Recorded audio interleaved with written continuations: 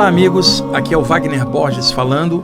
Este é o programa Viagem Espiritual, aqui pelos 95.7 FM da Rádio Vibe Mundial de São Paulo, nosso cantinho espiritualista de todos os domingos, de 11h30 até as 12h30. Pessoal, eu vou ainda continuar respondendo algumas perguntas, porque durante a semana eu recebi várias aqui, e esse então será o terceiro programa de perguntas e respostas, e esse então, finalmente, será o término dessas perguntas, tá? Que eu recolho dos meus alunos, pessoal que manda às vezes e-mail aqui para a rádio ou lá para o site do IPPB, e eu vou pegando perguntas, é claro, que tenham conotação geral, em que a resposta possa ajudar outros ouvintes que tenham as mesmas dúvidas, que eu possa esclarecer aqui dentro da vibe dos temas que eu abordo. Eu não tenho como responder nada pessoal, né? Mas eu respondo as perguntas de forma geral pelo sentido de esclarecimento que elas têm, tá bom? Então vamos lá para dar tempo de responder bastante nos dois blocos do programa. Primeira pergunta: por que alguns teosofistas chamam o corpo astral de Kamarupa? Lembrando para vocês que ao longo do tempo, dependendo da época e da cultura vigente, o corpo psíquico, o corpo espiritual, ganhou muitos nomes, dependendo da doutrina que falasse sobre o tema.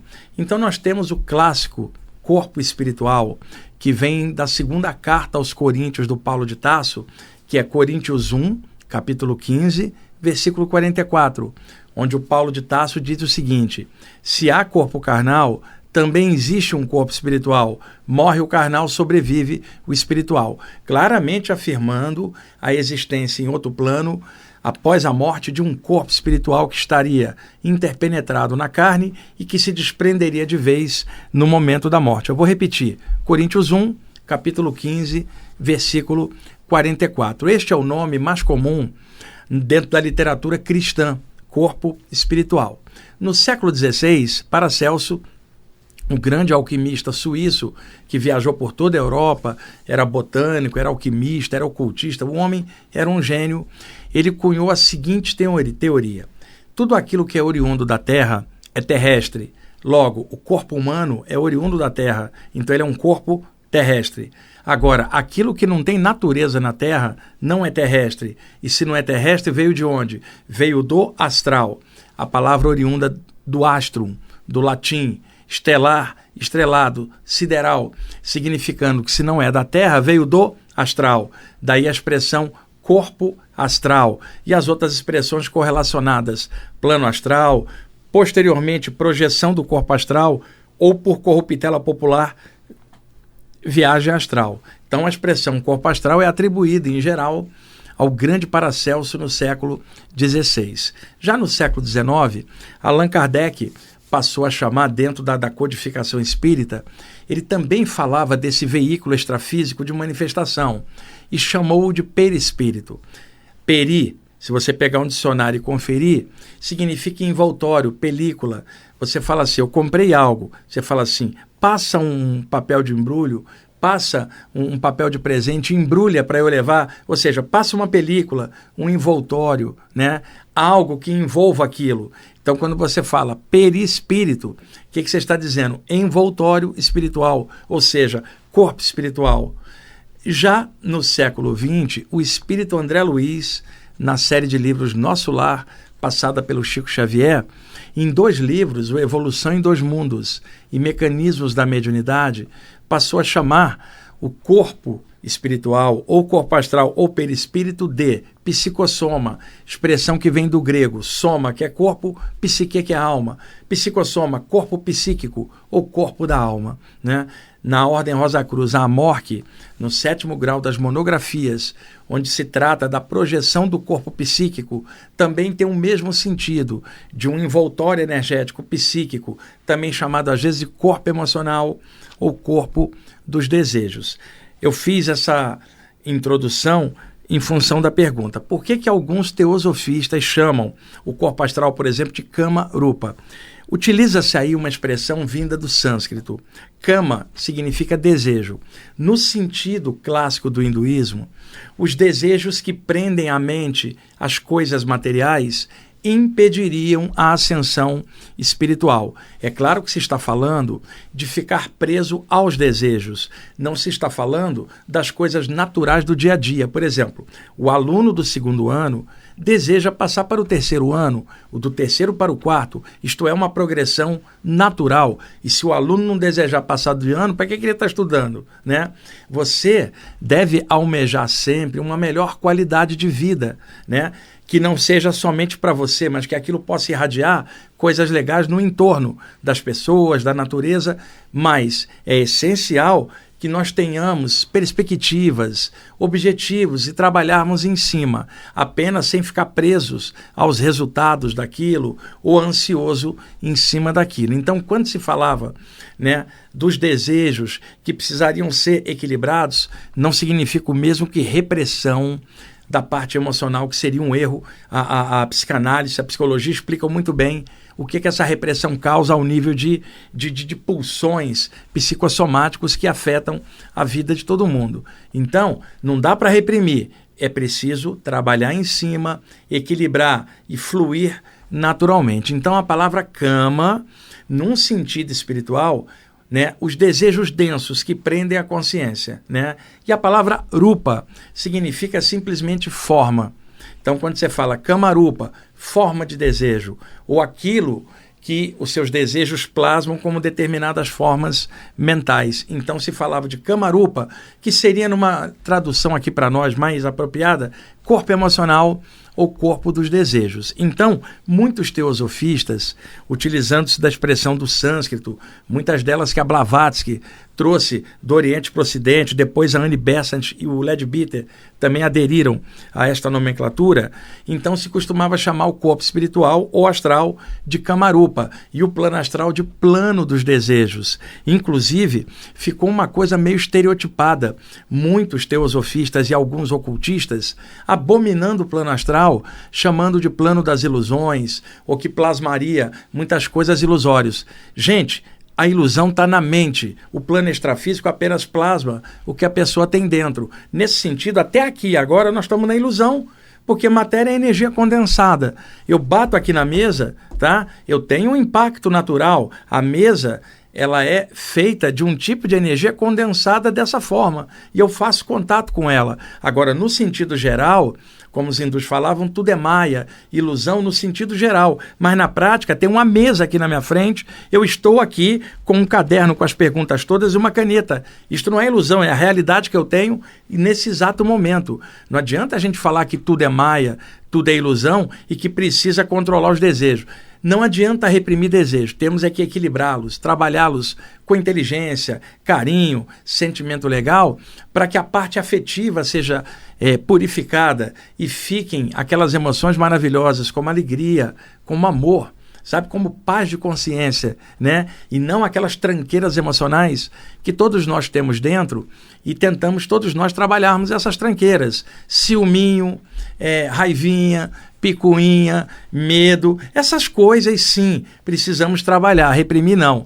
Então, cama, esses desejos pesados que podem prender a pessoa num nível extrafísico mais denso. Por correlação, se chamava o plano astral inferior, que também é chamado inferno, umbral, plano astral denso e tantos outros nomes, Hades, chamava em sânscrito cama louca, né? Louca de lugar. Cama de desejo, lugar dos desejos, onde a pessoa fica atolada, presa espiritualmente na massa energética dos desejos dela, compartilhados com os desejos dos outros, formando um subplano extrafísico denso, cheio de formas mentais de desejo, onde a pessoa está atolada. É claro que isso aí estaria, por exemplo, no terreno da pessoa ficar o tempo inteiro em looping, com um vício que domina a consciência dela, como, por exemplo, o vício em drogas pesadas, que é terrível, o vício em álcool, que também é uma coisa que a sociedade tolera, mas o alcoolismo é um problema social e familiar muito sério. Então, essas coisas podem prender a consciência. Por isso a expressão cama louca, um lugar cheio de desejos mal resolvidos dentro da pessoa e isso exteriorizado como ambiente. Ou chamar o corpo astral de cama rupa. Ok? Acho que deu para a pessoa que fez a pergunta entender. E em sânscrito também, Quando você quer designar um plano, um lugar, um sítio, você usa a palavra louca, que significa lugar ou sítio. Então você fala cama louca, o lugar dos desejos pesados, o astral inferior. Se você fala deva louca, deva de divindade. Então, deva louca, um lugar cheio de divindade, seria o céu. E também era comum os antigos hindus, principalmente na prática do yoga, pegar cada um dos 7 chakras principais, da base da coluna ao topo da cabeça, e correlacionar com alguns lokas, alguns subplanos. Por exemplo, o chakra da base da coluna, chamado em sânscrito Muladhara, né, o chakra básico, ele é associado com o lugar físico, já que nos liga e conecta com a energia da Terra. Daí chamá-lo de Burloka, ou Burloka, quer dizer, o lugar das coisas densas, Burloka. Já o chakra geniturinário, o chakra sexual, Swadhisthana em sânscrito, a morada do eu, ou morada do sol, seria praticamente Bhuvaloka, quer dizer, o lugar psíquico. Já o chakra umbilical, Swahaloka, que seria o loka celeste. Quando chega na altura do chakra cardiorrespiratório, Mahaloka, a palavra Maha, grande, o grande plano no coração. Quando chega no chakra da garganta, o laríngeo, Jana Loka, Jana é o universo. Quando chega no chakra frontal, Tapas Loka, o lugar das austeridades. E quando chega no topo da cabeça, no coronário, o Sahasrara, o lótus das 1000 pétalas, Satya Loka, Satya, a verdade divina, o lugar da verdade suprema. Então haviam as correlações dos chakras com os lokas. Vamos lá. É possível ter saída do corpo pelos chakras? Pergunta uma outra pessoa. Sim, e eu já comentei isso em tantos outros programas, né? Na verdade, o corpo espiritual, ele é dotado de alta plasticidade, como vocês sabem, e está interpenetrado no corpo humano humanoide. Quando ocorre o desprendimento dessa parte sutil para fora da parte densa, nós temos um campo energético que, ao se soltar, vai tomar forma humanoide. Mas, inicialmente, pode ser somente um formato energético, como eu falei nos últimos programas. O que acontece, então? Da cabeça aos pés, o corpo astral flui para fora, porque ele está fundido da cabeça aos pés. Então, se desprende naturalmente. Entretanto, a sensibilidade da pessoa pode estar mais localizada em um dos chakras principais. Então, por exemplo, a pessoa está saindo do corpo por inteiro, mas ela jura que está saindo pelo chakra cardiorrespiratório, ou seja, estou fluindo pelo peito para fora, como se eu fosse uma energia que se condensasse com a forma humana logo a seguir por cima do corpo. Já o outro falaria, estou saindo pelo centro da minha testa, que é uma das coisas mais comuns em projeção astral. E outro falaria, eu poderia sair pelo chakra umbilical, né? Que seria uma expressão mais densa, porque o chakra umbilical processa a energia da comida.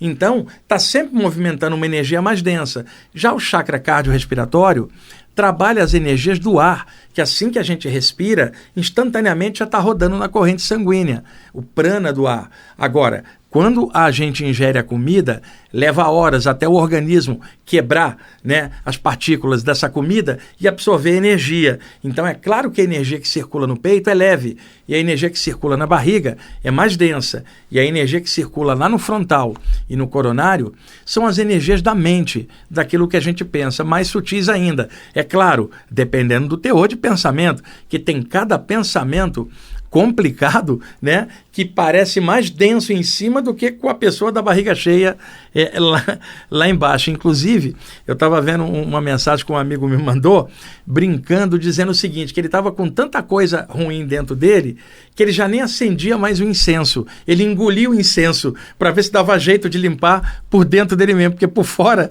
não estava adiantando e nem ele mesmo estava se aguentando. Mas ele mandou isso aí, eu morri de rir. Então, é possível que a pessoa tenha a sensação de saída do corpo por alguns dos chakras principais, mas na verdade o corpo astral se projeta de todas as partes, da cabeça aos pés, por isso projetam-se filamentos de todas as partes que se unem formando um feixe, que é o cordão de prata. Tá. Outra coisa, uma vez um ocultista me perguntou, esse ocultista autor de livros, tá? Não interessa aqui o nome da pessoa, encontrei ele no saguão aqui da Rádio Mundial uma vez, isso lá no início do ano de 2000, e ele estudava teosofia também, eubiose e muitas obras ocultistas.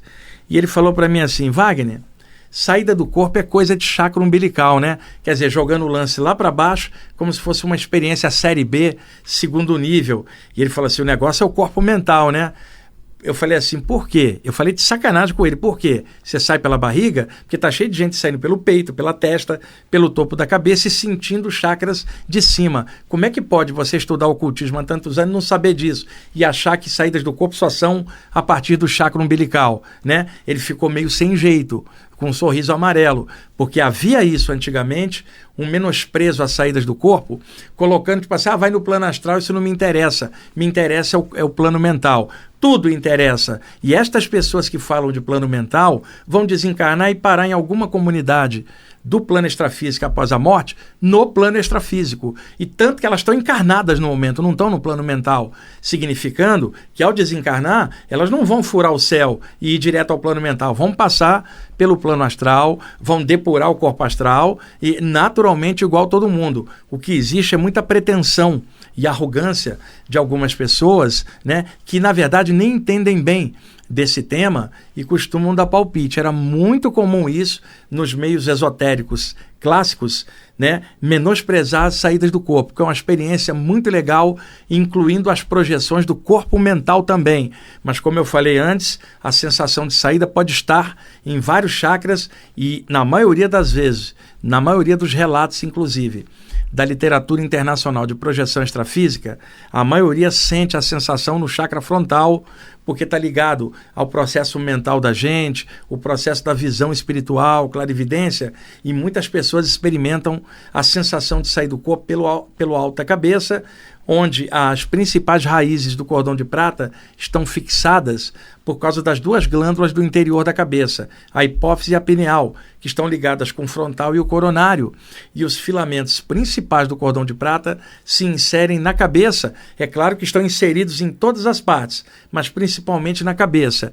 Por isso, a maior parte da literatura de saída do corpo, as pessoas narram a visão do cordão de prata na cabeça. Alguns poucos narram essa visão na área peitoral e outros narram na área umbilical, mas 80% pelo menos na altura da cabeça. Aí me chega alguém e fala: você acha que saída do corpo é só pelo chakra umbilical? Não, simplesmente a pessoa pesquisou pouco esse tema e, pior, achava que sabia bastante. Vamos lá.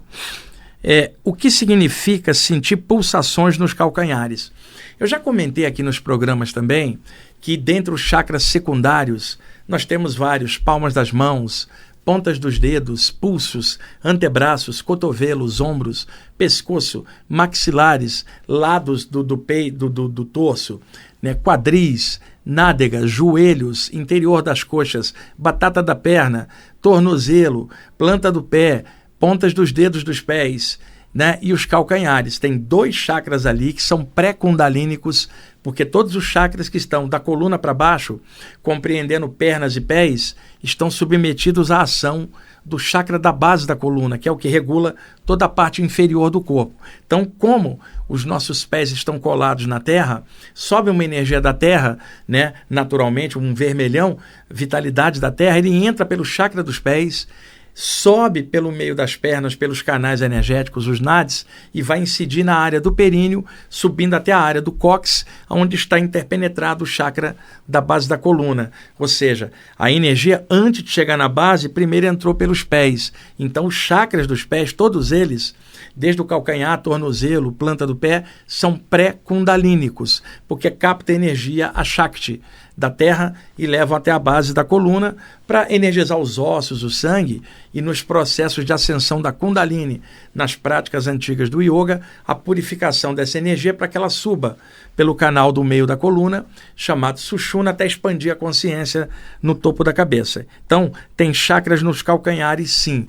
E é bem legal, se a pessoa dorme de barriga para baixo, levar a atenção para os 2 calcanhares e imaginar 2 esferas de energia alaranjadas ou amareladas, pulsando tranquilamente e cair no sono, visualizando essa pulsação noite a noite. Isso relaxa a mente, porque desloca a atenção para os pés, ajuda a pegar no sono, regula as energias, é bem interessante.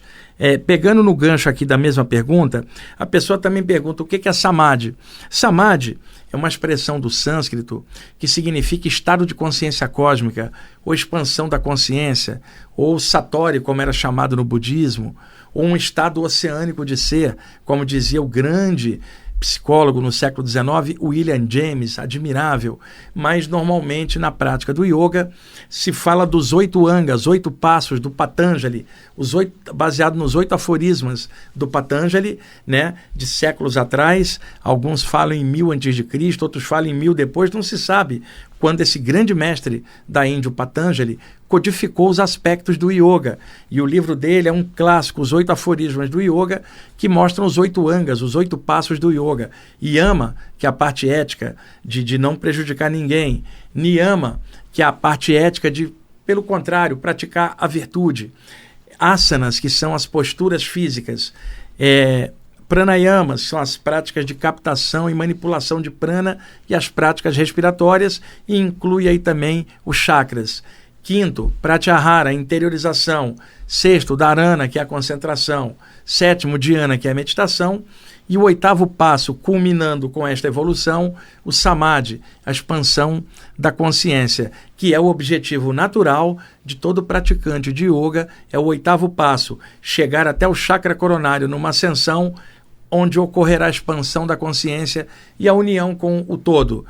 Yoga, em sânscrito, tradução, união. Você fala o yoga, não é a yoga. O yoga do sânscrito, união, já que o objetivo é sempre a expansão da consciência, no caso, o samadhi. Vamos lá. O jorei é um tipo de passe? Sim, o jorei aplicado na igreja messiânica é um tipo de passe. A palavra passe, pessoal, ela foi criada no século XVIII pelo Franz Anton Mesmer, que elaborou a teoria e praticou-a de que um ser humano poderia captar o magnetismo, né, e projetá-lo pelas mãos para a cura. Então ele chamou a passagem de energia pelas mãos de passe. Como o sobrenome dele era Mesmer, isso foi chamado de passe mesmérico e depois passe magnético ou anímico. Então ele é o criador da expressão passe, que genericamente significa passar a energia. No século seguinte, Allan Kardec, em 1857, com o lançamento do Livro dos Espíritos e a fundamentação do Espiritismo moderno, ele passava a falar também da aplicação de energia, já que a palavra passe estava em voga em toda a Europa na época dele.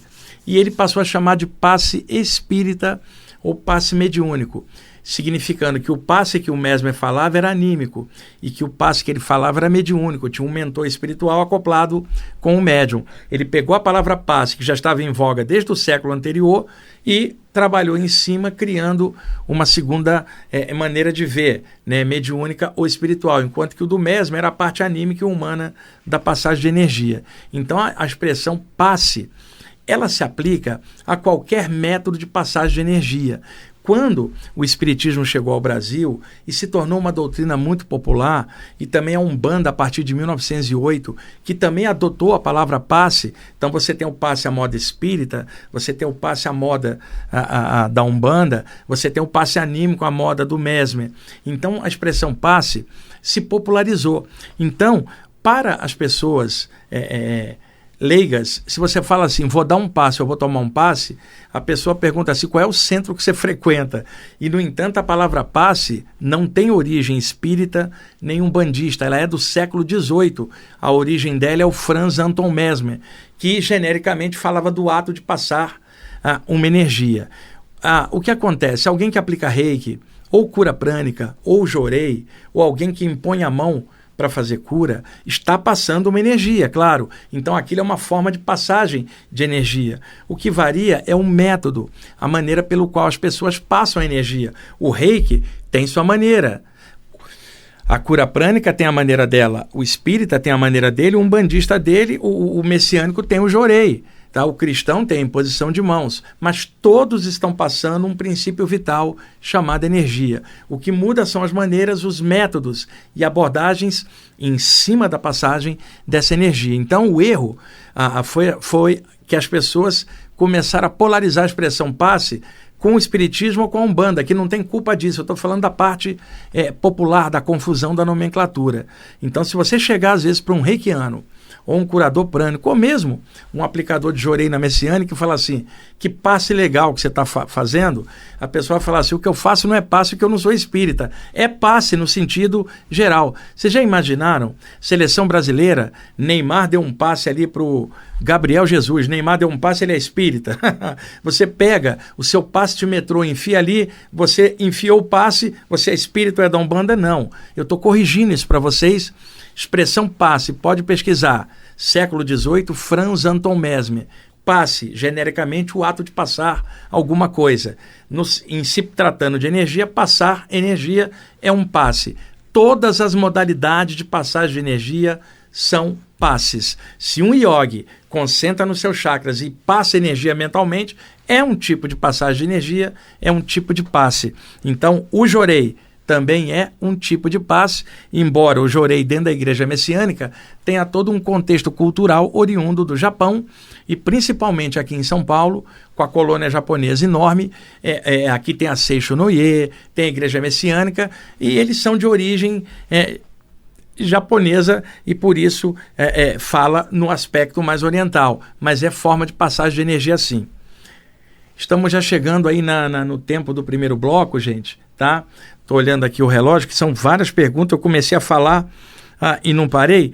Então, vamos aí já para o intervalo. Daqui a pouquinho a gente volta, tá?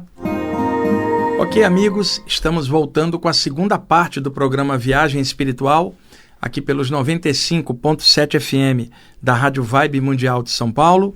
Eu sou o Wagner Borges e vamos continuar respondendo as perguntas de vocês. Antes, eu quero fazer uma surpresa para vocês. Eu vou deixar tocando uns 2 minutinhos uma linda música xamânica. Escute, eu já explico já por que eu estou colocando esse trecho da música. Vamos lá, escute por favor.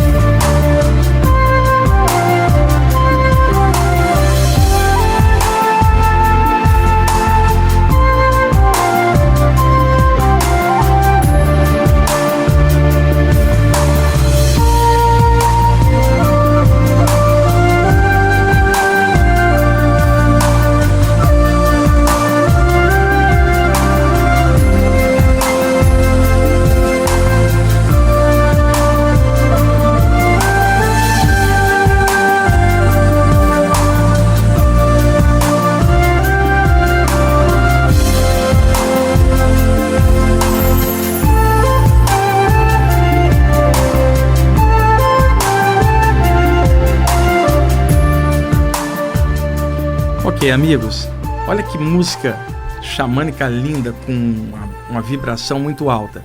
Por que eu passei esse trecho da música? Eu montei para vocês uma coletânea de músicas xamânicas, das que eu mais gosto.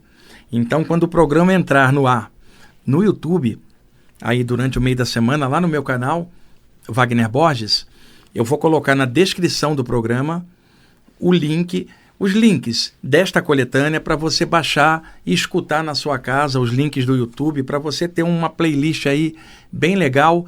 E essa coletânea ficou montada com muito amor, muito carinho.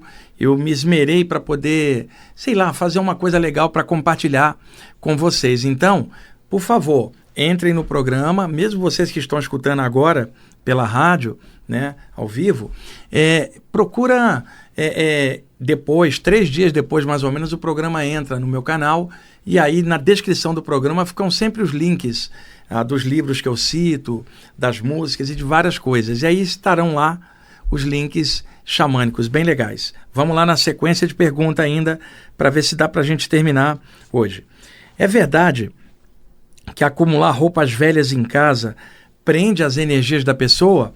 Depende. É sempre legal, uma vez por ano, a pessoa dar uma olhada no guarda-roupa, pegar peças de roupa que ela não está mais usando e doar para alguma instituição ou pessoas carentes para movimentar essa energia. Agora, é um exagero dizer que isso paralisa a vida da pessoa. Eu vou falar bem claro para vocês. O que paralisa a vida da pessoa são pensamentos ruins, emoções ruins dentro dela, condicionamentos limitantes que bloqueiam o potencial criativo da pessoa. Sabe, o que bloqueia mesmo é ódio no coração, é lamentação das coisas, é energia cinzenta dentro da pessoa. É claro que alguns objetos colocados num lugar sem mexer neles há um tempão, além de acumular poeira, acumula o campo energético daquilo, né? Uma fuligem energética etérica, mas daí achar que isso paralisa a vida é um exagero. O que paralisa realmente é um nível de consciência baixo, porque isso leva a pessoa a vibrar numa frequência ruim e aí a sua vida realmente fica muito estranha, dentro e fora da pessoa. Vamos lá. O que significa o mantra Om Hari Hara? É o seguinte, dentro da cosmogonia hindu, a Brahma, Vishnu e Shiva, a Trimurti, Ishwara, a divisão de Brahman em 3 aspectos fenomênicos: Brahma, criação, Vishnu, preservação e Shiva, transformação. Então, cada um dos 3 aspectos do divino tem um mantra. Por exemplo, o mantra do Brahma é Om. O mantra de Vishnu, Om Namo Narayanaya. E o mantra de Shiva, Om Namah Shivaya. Alguns dos mantras, porque eles têm vários outros. Então, quando se quer fazer um mantra pequenininho, né, é tipo uma pílula concentrada, você toma um multivitamínico, ele tem concentrado ali todas as vitaminas. Então, um mantra pequenininho que tem um potencial de um grandão. Isso é chamado em sânscrito de Bidya Mantra. Bidya, semente, núcleo, essência. Então, um Bidya Mantra, um mantra semente, um mantra pequeno. Então, por exemplo, o Bidya Mantra de Brahma continua sendo o Om, é o clássico sempre para Brahma.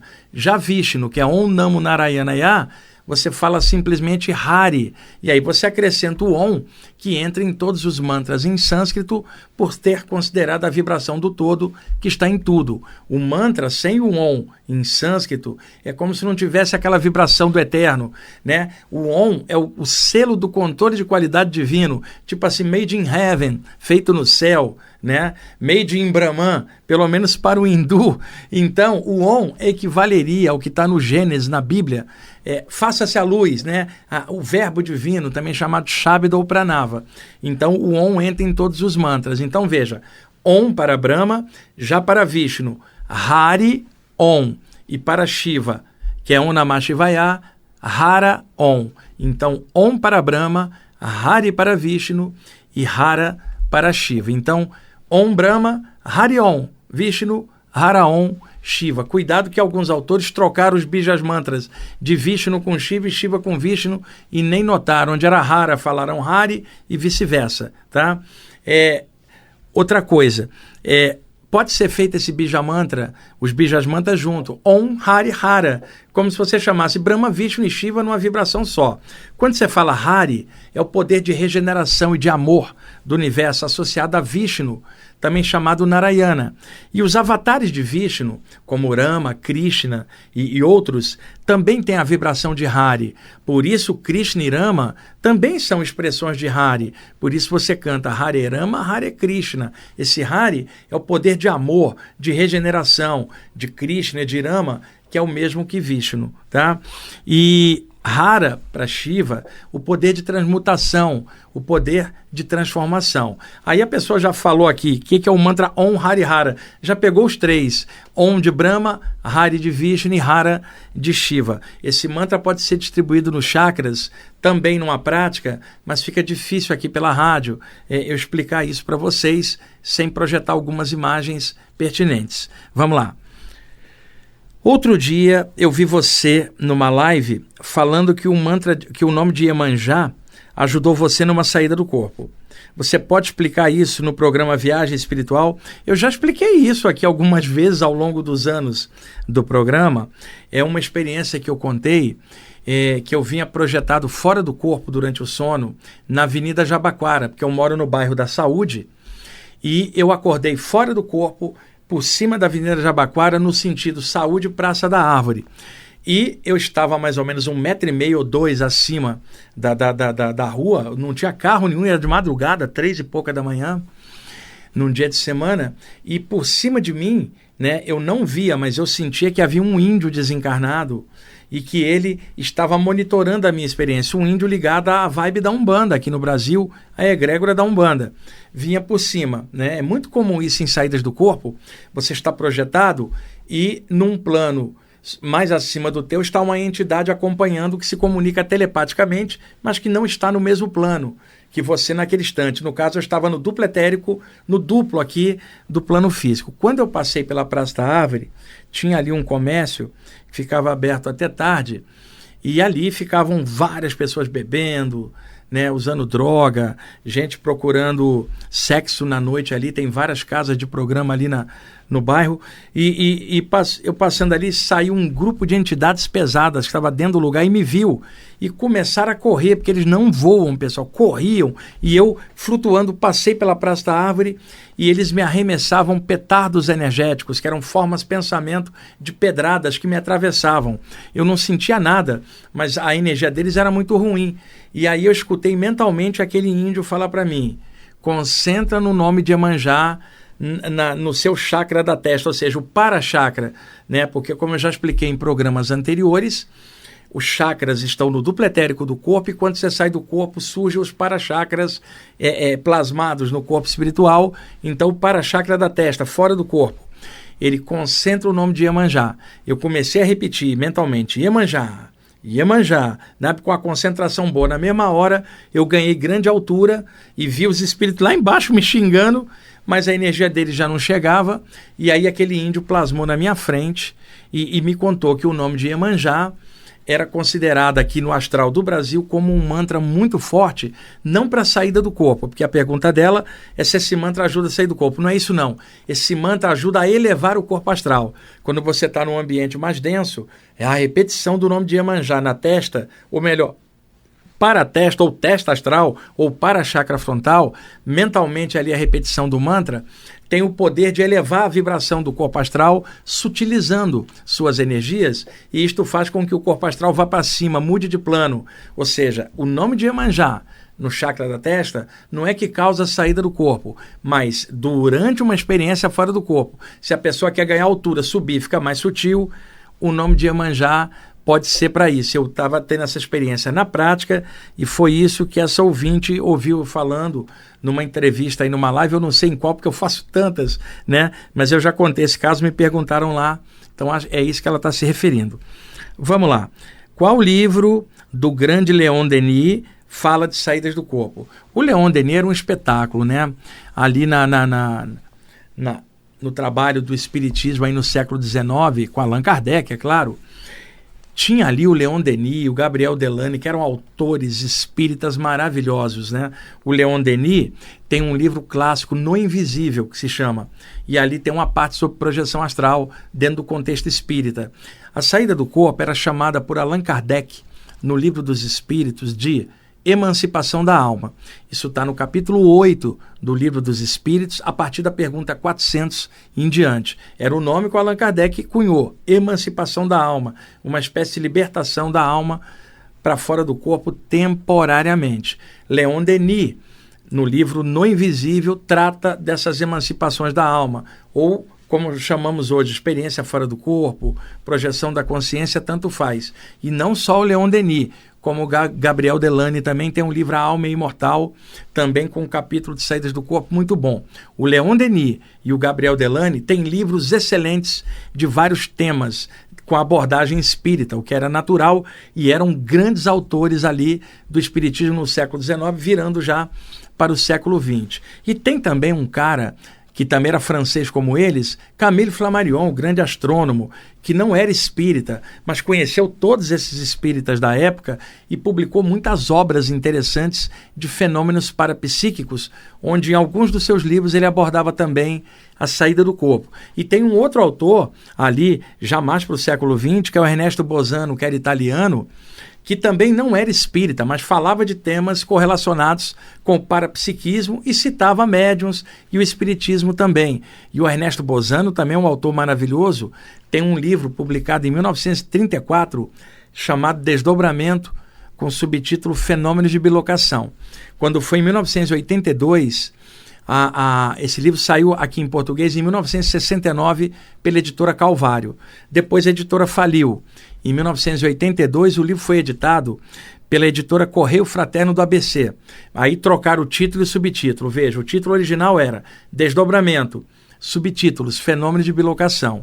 Quando o livro foi lançado pelo Correio Fraterno do ABC, inverteram. Então ficou Fenômenos de Bilocação, subtítulo Desdobramento. É Ernesto Bosano, mas é o mesmo nome. Olha das pessoas que eu estou falando. Allan Kardec, Gabriel Delany, Leon Denis, Camille Flammarion, Ernesto Bosano, todos grandes autores, né, dentro das suas abordagens, com conhecimentos e esclarecimentos muito bons. As pessoas podem ler de tudo, filtrar e fazer a sua própria abordagem. Tem gente que fala assim, eu não leio tal livro porque é da abordagem tal. E daí? Filtra, tira o que tiver de bom dali e não fica preso em abordagem nenhuma.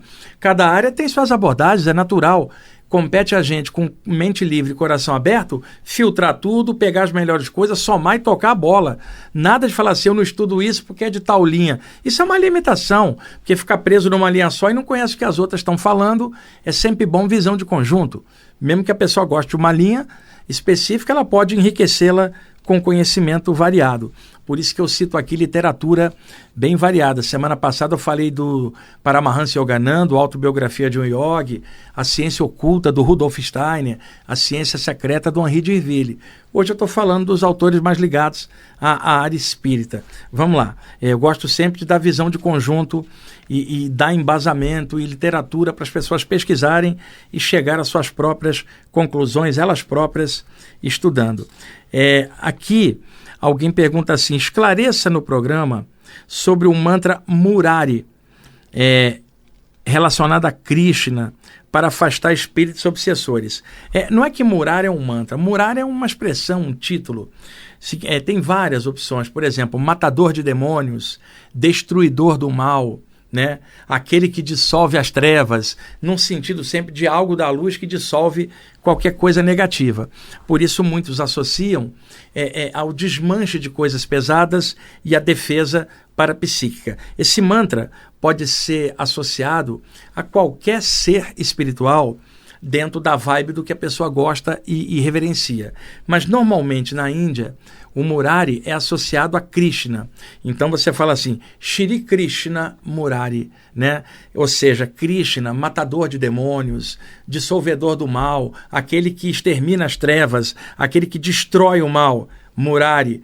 Om Shri Krishna Murari. Existem inclusive canções chamadas Krishna Murari. É uma evocação. Mas, por exemplo, alguém que gosta do Ganesha, a divindade com cabeça de elefante, filho de Shiva e Parvati, a pessoa pode falar assim, Om Shri Ganesha Murari, considerando o Ganesha removedor dos obstáculos, aquele que destrói o mal também, e daí por diante. Mas na maioria das vezes, a palavra Murari é associada a Krishna, considerada ali uma palavra de grande força para dissolver coisas pesadas, daí a associação com mantras. Om Shri Krishna Murari. É muito bonita esse mantra.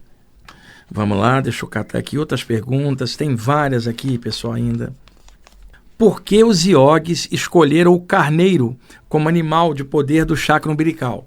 É o seguinte, dentro do yoga, nos yantras dos chakras, os iogues colocavam simbolicamente várias coisas representativas e alusivas às características daquele chakra.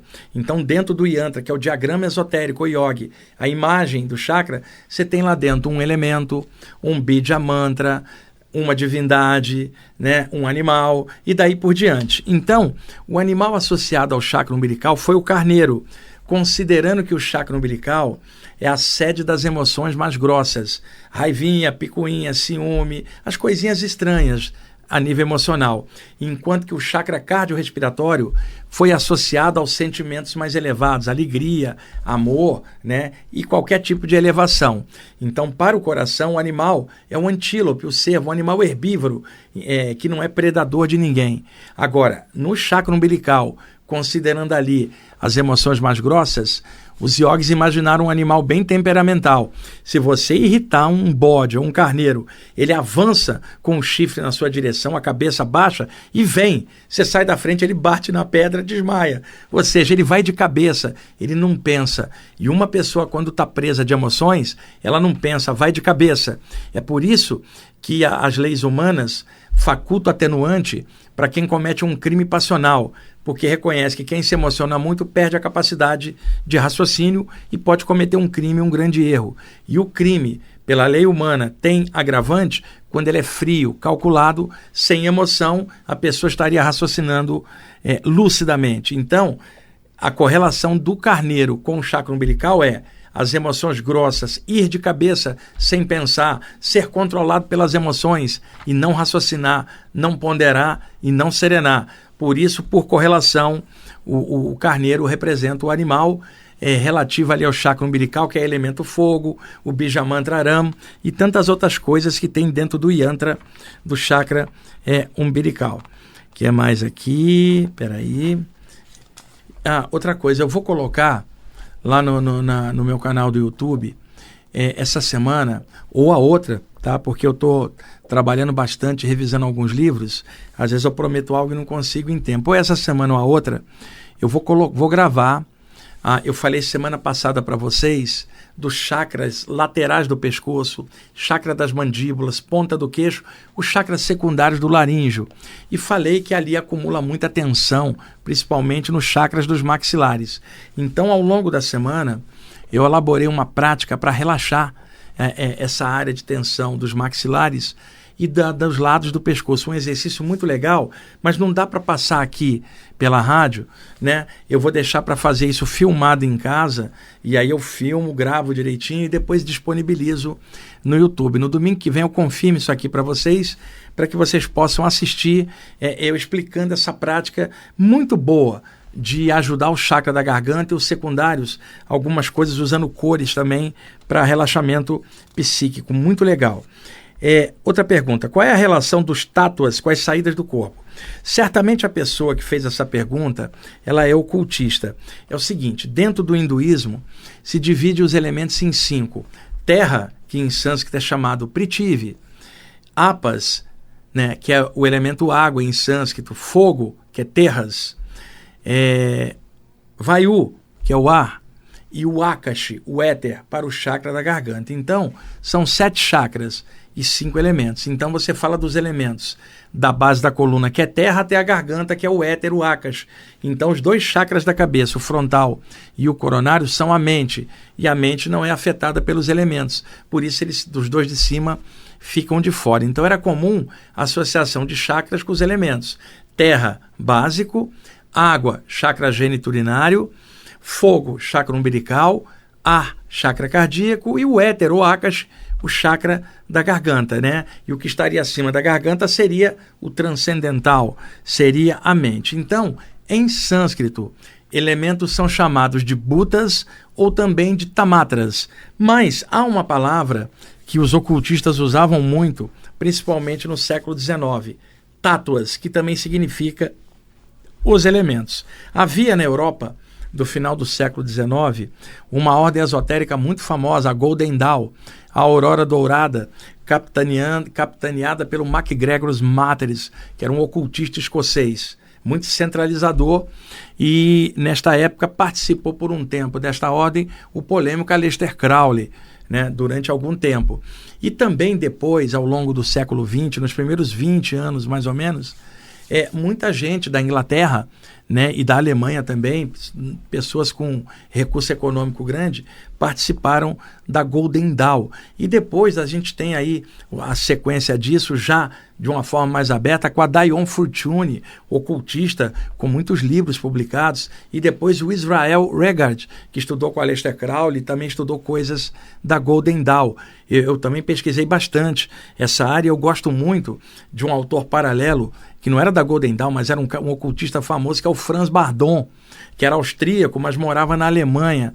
E ele tem alguns livros de ocultismo também que são clássicos, que eu gosto bastante. Então, alguns grupos de ocultismo chamavam os elementos de tátuas, e a Golden Dawn tinha uma prática de visualização dos tátuas, que era a pessoa desenhar em cartolina o símbolo dos elementos. O símbolo da terra era o quadrado, da água meia-lua, do fogo um triângulo, do ar uma estrela de 6 pontas, e o Akashi, no contexto da Golden Dawn, era um oval energético. Então a pessoa desenhava na cartolina o tátua com uma determinada cor e visualizava aquilo, para criar na tela mental uma visualização daquilo, que é o que seria chamado no yoga de trataka, que às vezes a pessoa olha um objeto externo, depois fecha os olhos e traz a imagem para dentro do chakra frontal dela e fica visualizando ali.